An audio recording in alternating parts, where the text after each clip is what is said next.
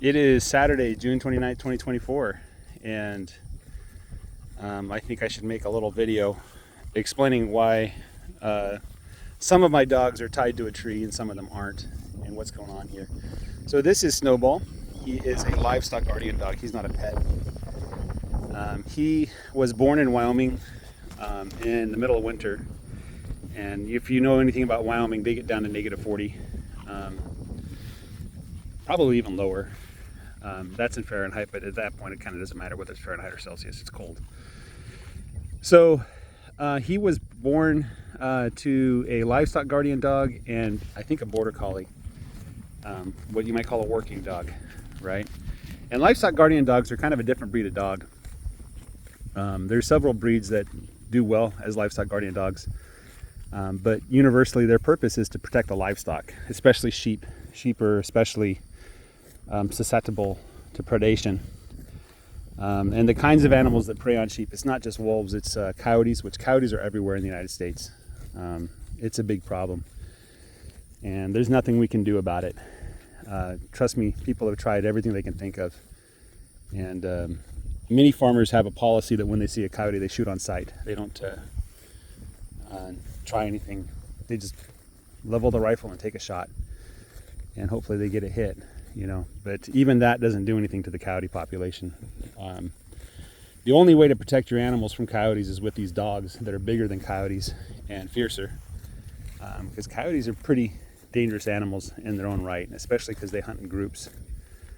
But anyway, that's neither here nor there. The purpose of livestock guardian dog is to be on pasture 24/7. They primarily are active before the sun rises and after the sun sets. That's when the predators tend to start moving around.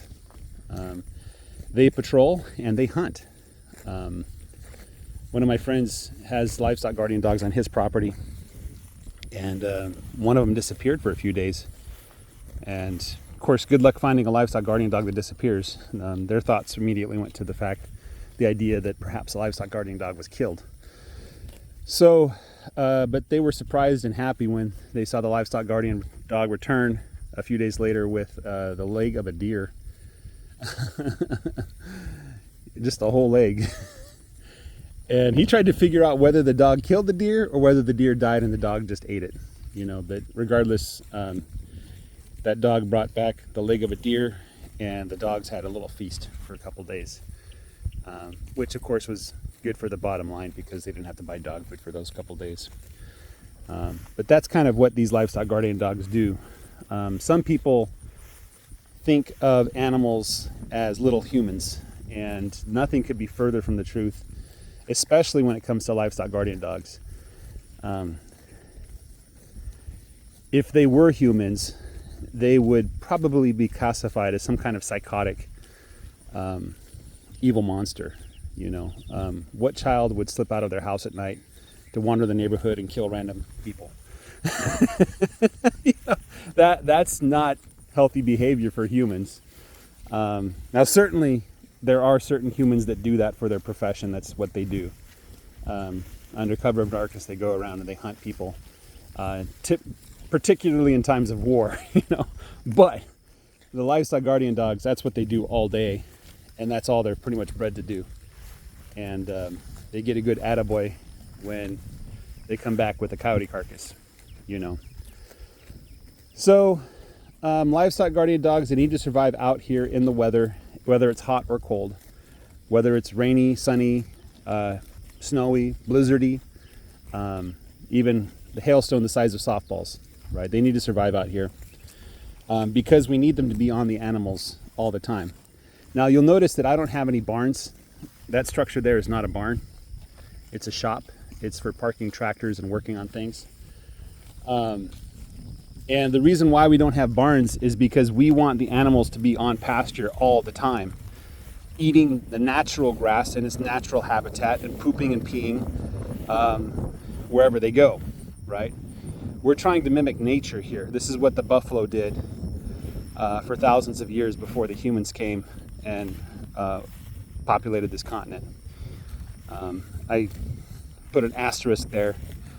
The Indian population never really was high enough to make a huge difference one way or the other.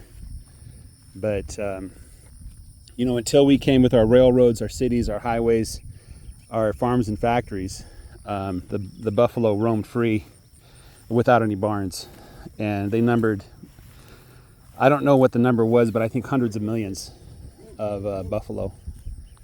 And if you're wondering, when somebody says like, oh, we hunted the buffalo to extinction, that's just ridiculous.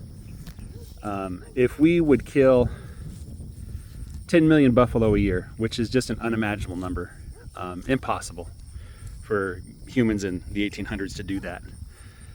If we were to do that many, the buffalo population would have bounced back without even recognizing it as a significant event. So their population was so huge, and it basically can double every year if it needs to. And the limiting factors why the population didn't grow bigger was because of the limit on how much grazing there was. There was only so much grass to eat. And so many of the buffalo would die from starvation, or they'd get weak, and then the hunters would come and hunt them. The animals and, you know, people would hunt them. But that was, you know, what they did. They lived out here on the plains in sub-zero freezing temperatures and blizzards and rainstorms, hailstorms, and everything else. And nature was better for it, right? Without the buffalo, we found we cannot have the Great Plains. If you imagine somehow restoring the Great Plains to what they used to look like when the American settlers first came through, and you imagine that we do that somehow without bringing in 100 million cows or buffalo, it's impossible. There's a synergistic, symbiotic relationship between the cows and the grass. You can't have grass without cows, and you can't have cows without grass. And so that's what they did. And so the livestock guardian dogs are trained, and there is some training involved, not the kind of training you think. Like, we don't train them to sit, and we don't train them to shake hands. We train them to protect the animals. We train them not to prey on the animals. We train them to stay with the animals, okay? And that's an important thing. If the livestock guardian dog is not with the animals, they cannot protect the animals. That's just common sense, right? So, why are some of my dogs roped up? Simple answer is those dogs will not stay with the animals. And to make things worse, those animals play with the lambs. And by play, I don't mean they're like playing dice games at Monopoly. They're chasing the lambs. In one case, one of the dogs got a hold of a lamb and decided it was a good time to shake that lamb around and throw him in the air. Okay? So, for the dog's protection, because such an animal cannot be allowed to live with the sheep and the calves, you know, for the dog's protection and for the animal's protection, I have to keep them separated. So, and these electric wires are not enough to keep the dogs from moving one place to another. So I have two of my dogs roped up. Oh, also in the case of the mama dog with the puppies, she has abandoned her pups on more than one occasion.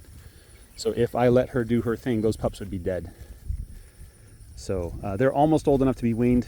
Another month or month and a half, it should be okay to wean them. And then after I wean them, I have to decide whether to keep her or not, or whether to let her go, because she can't stay here on the farm. So anyway, that's the story. The dogs are very well adapted to all sorts of weather. They're meant to be out here in the weather. That's their whole purpose. If they can't do that job, then they can't be a livestock guardian dog, and I can't keep them. So there you go, guys. Have a great day. Take care. Bye-bye.